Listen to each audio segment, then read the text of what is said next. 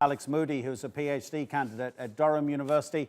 He's actually worked with human rights organizations in Myanmar for the past 10 years. Alex, welcome to the program.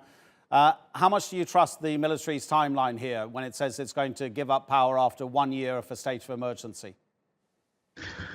Well, frankly, not a lot. I mean, who knows what the next few months are going to look like, because, the military will look to consolidate its power, and if it feels perhaps that it is, comfortable enough after 12 months, maybe it will hold these elections.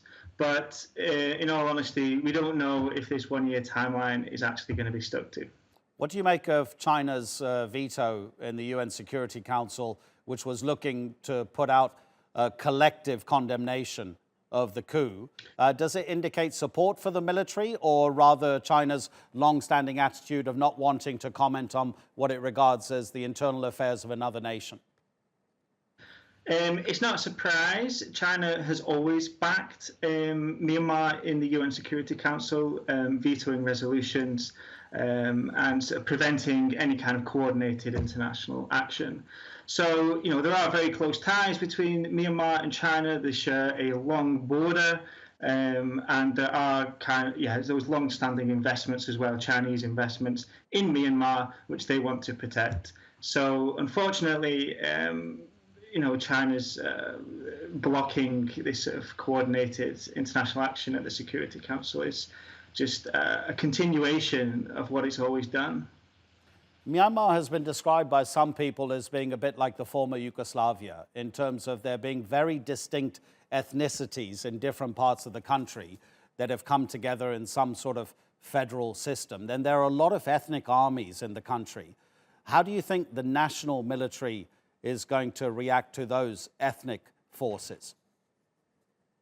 Well, I think the first thing I would say that Myanmar is not a federal system. I think a lot of the ethnic groups want there to be an actual federal union, but in practice that is not the case. Hence why there is still this armed conflict with ethnic armed organizations.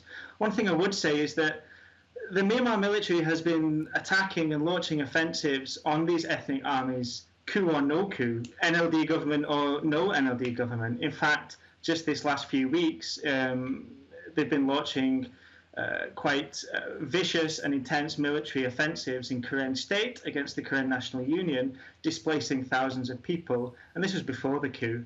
So I think what we're probably going to see is a continuation of those military offensives, further displacement, of ethnic minority people who are at the borders and have suffered the most, perhaps, from the Myanmar military, whether there has been this quasi-democracy or not. Alex, thank you so much for spending time with us. Alex Moodie speaking to us from Wigan in the UK.